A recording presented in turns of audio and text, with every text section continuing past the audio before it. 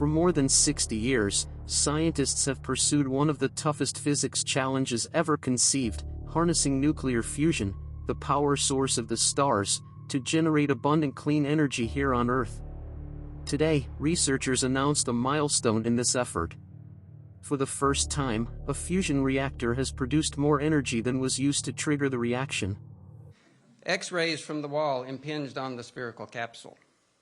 Fusion fuel in the capsule got squeezed. Fusion reactions started. This had all happened before, 100 times before. But last week, for the first time, they designed this experiment so that the fusion fuel stayed hot enough, dense enough, and round enough for long enough that it ignited, and it produced more energies than the lasers had deposited. About 2 megajoules in, about 3 megajoules out, a gain of 1.5. The energy production took less time than it takes light to travel 1 inch. Kind of fast. So this is pretty cool. On December 5th, an array of lasers at the National Ignition Facility, NIF, part of the Lawrence Livermore National Laboratory in California, fired 2.05 megajoules of energy at a tiny cylinder holding a pellet of frozen deuterium and tritium, heavier forms of hydrogen. The pellet compressed and generated temperatures and pressures intense enough to cause the hydrogen inside it to fuse. In a tiny blaze lasting less than a billionth of a second, the fusing atomic nuclei released 3.15 megajoules of energy, about 50% more than had been used to heat the pellet.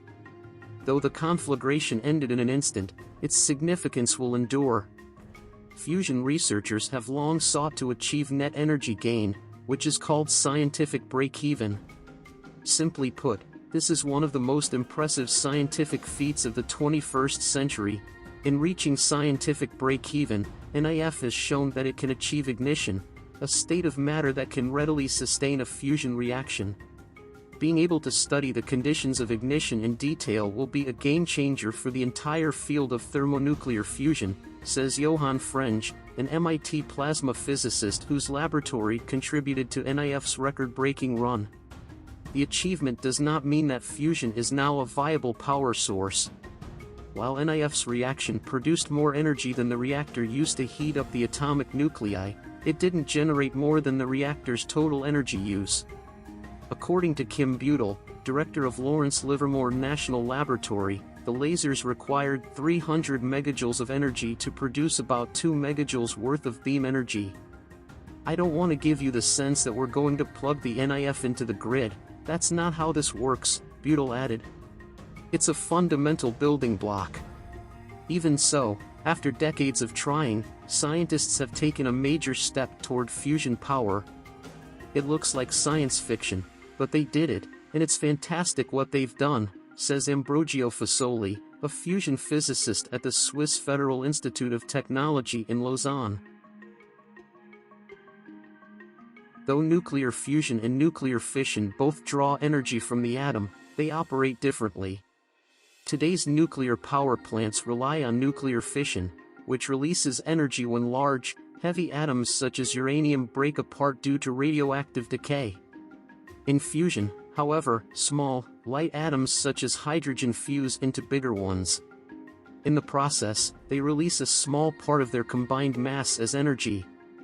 Since the late 1950s and early 1960s, fusion reactors have had the same basic goal: create as hot and dense a plasma as possible, and then confine that material for long enough that the nuclei within it reach ignition.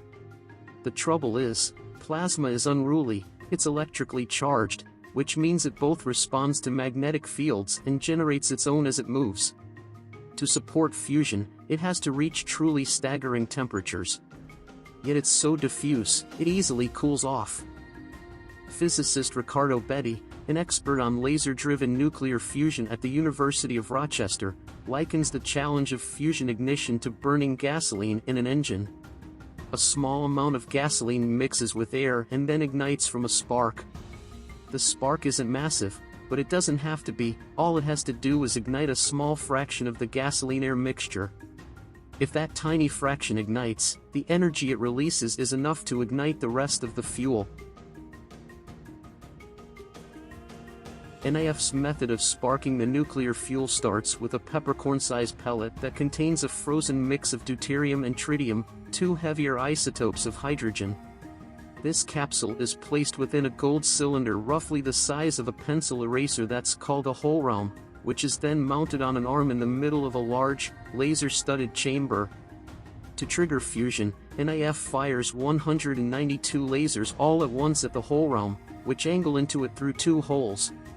The beams then slam into the hohlraum's inner surface, which causes it to spit out high-energy X-rays that rapidly heat up the outer layers of the capsule, making them burn off and fly outward. The inner part of this capsule rapidly compresses to nearly 100 times denser than lead, which forces the deuterium and tritium inside to reach the temperatures and pressures needed for fusion.